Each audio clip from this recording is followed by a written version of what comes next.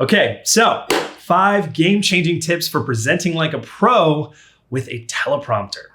I know, it sounds a little intimidating, but trust me, if you've ever stood in front of a camera and stared at a teleprompter thinking, wow, this feels really awkward, then you're not alone.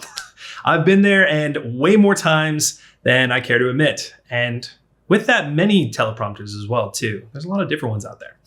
But the good news is that presenting with a teleprompter is a skill that absolutely anybody can learn, and they can actually master that. And I'm here to walk you through exactly how to do that for your own. I've been doing it on camera for everything from corporate videos to SaaS product demos, and trust me, the right techniques, you can totally nail it too. By the end of this video, you won't just look more confident, but you'll also sound more authentic, and you'll be able to connect with your audience in a more natural way that feels real and it feels engaging through a teleprompter. So if you're ready to get started, let's hop right in. Ooh, and before we jump in, if you find these tips really helpful, then please go ahead and hit that like button. It's like giving a virtual fist bump, and I mean, who doesn't love a good fist bump, right? So go ahead and hit that like button. Go ahead. All right, now, first things first, you have got to own your script. And by that, I don't mean memorizing every word, but you need to know your content inside and out so that it feels like a conversation instead of a lecture. And I truthfully learned this the hard way. My first big teleprompter gig was for a SaaS company's internal training module. And the script was really full of technical jargon, right? I thought that I could just rely on the teleprompter and then it would just do the heavy lifting, but man, I was wrong. All right, the words felt really stiff and I just couldn't get the right tone because I didn't really understand the content. And I kept tripping over my lines and my delivery was robotic. And now before I even step in front of the camera nowadays, I go over the script multiple times and I break it into chunks, right? I plan where to pause, where to emphasize, and where to play around with tone or riffing. And this approach has made all the difference in sounding more natural. But here's a bonus tip. All right, don't be afraid to rewrite parts of the script. And that means that if something doesn't sound like you, then just go ahead and simplify it. Add your own tone or style or filler words. The more that you tweak it and match your own tone or style, then the more authentic you'll sound when it comes to delivering the content. Tip number 2, make eye contact with the lens, not the screen. And here's the secret to making your teleprompter presentation actually stand out. You got to treat the lines like it's your audience's eyes. Seriously, it's the key to making your delivery feel personal and connected. When I first started out, I'd glance between the teleprompter and the rest of the room. And the problem with that is that I actually looked distracted and honestly, again, kind of robotic. But the key here is making your presentation more engaging, is locking eyes with the lens, very similar to what I'm doing now. It creates the illusion that you're having a one-on-one conversation with your audience. Now, it might be an illusion, or you might be more comfortable with actually having a conversation to the lens. It takes years of practice, but it works. And one trick that worked well for me was imagine the lens is the face of someone you know, right? A friend or a colleague or your ideal viewer. And once you made this sort of mental shift, then your delivery is going to feel way more natural. And here's another pro tip. Make sure the teleprompter is set at eye level, just as it is right now. You want it actually at eye level or slightly above, looking down. And the reason why is if it's too high or too low, your eye contact, it just won't look as genuine, right? So if I'm down here, let's see my teleprompter. Yeah, it just doesn't look the same way. And really up top here, yeah, it's just not going to work. So anyways, have the teleprompter right at your eye level and that'll be perfect for you as a presenter. Tip number 3, find the perfect teleprompter speed. All right, now let's talk about something that's often overlooked. The speed of the teleprompter. Now, if you rely purely on speed to control your teleprompter, then it just keeps rolling. Sometimes, most of the time, too fast and you will absolutely feel rushed, and too slow and your pacing will drag. But that's where the secret sauce comes in. It's finding the right tool to take control. And to be honest, I've had my fair share of teleprompter speed disasters. One time the operator said it way too fast and I ended up like sprinting through the script. It was an absolute nightmare. So trust me, always test the speed before you hit record. But here's the other trick. Nowadays, you can use a voice track teleprompter or you can use a foot pedal. And with a voice controlled app like PromptSmart is one that I use, then the speed adjusts in real time to match your voice. It scrolls up as you're doing it.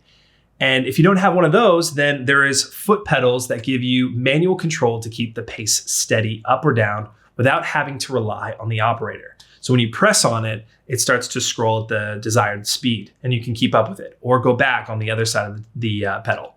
So you should try a few test takes, see which one works, find that sweet spot that matches your natural rhythm.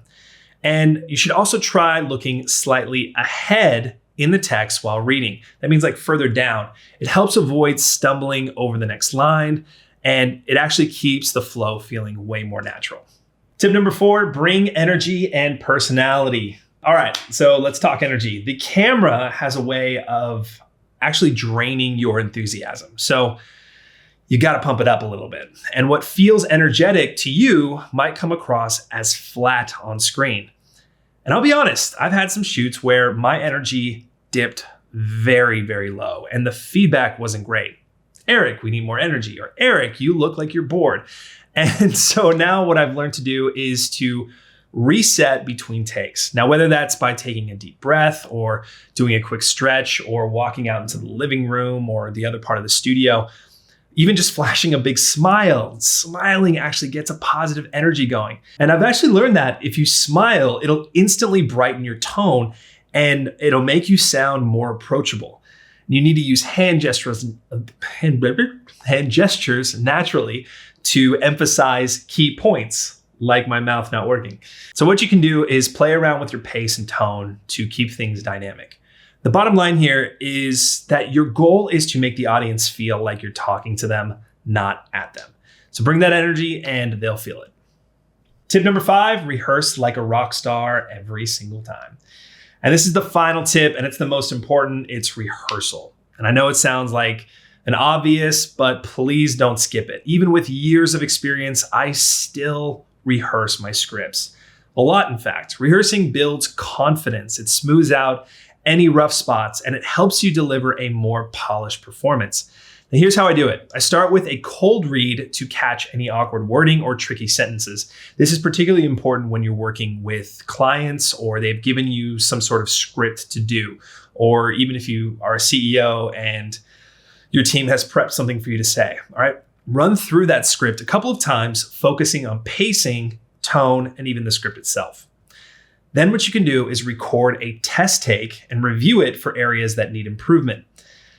Now, let me tell you about this. I actually learned the hard way. The one time that I thought I could wing it, I guess, it was a total disaster. A dozen takes later, not kidding, about 12 takes, I realized just how important it is to practice until you feel completely comfortable with the material. Bonus insights. The little things, they do matter. Now, before we wrap up, here are a few bonus sites that I've picked up along the way. Number 1, do not skip on your teleprompter setup. Get a good one that works for you. My personal favorite is the Elgato prompter. I'll have my editors put it up in here. It's been a game changer for me. But a second favorite, one that's a little bit less expensive and it works great on desktop and connects to any phone, is PromptSmart. It's a very simple one. But please note that both of these have voice track, so very, very good to use. Number 2, embrace mistakes. They absolutely happen. And in my earlier days, I'd get really frustrated when I messed up. And that's what we do as presenters or as trying to get in front of the camera. We're worried about what other people feel, what they'll think about us, what they'll say. Am I being professional? Am I not being professional enough? But it's okay to feel these ways. But now I see them as a chance to reset and improve. All right. Number 3, practice by having fun with it. All right. The more you enjoy the process, the more it'll show in your performance. All right. And that is a wrap on it. We've just covered 5 killer tips to up your teleprompter game. But before you go, let's do a quick recap. Own your script like it's a conversation. Keep your focus locked in on that lens and find the sweet spot with the teleprompter speed. bring your energy, and don't skip out on the rehearsal, and you will definitely thank yourself later for all of those. Now, if any of this has helped you, don't forget to please like that video, as I mentioned in the beginning, and hit the subscribe button if you want to hear more things. Share your thoughts in the comments. I'm really curious as to what your secret is to feeling comfortable on camera, if you got it. And trust me, I've got plenty more to share when it comes to teleprompters, to being a presenter, to helping people be more comfortable on camera. So stay tuned for some next level tips in the upcoming videos. Thanks for hanging out with me today, and I will catch you in the next one. Until then, go ahead and bring that confidence into your next presentation. You'll do great.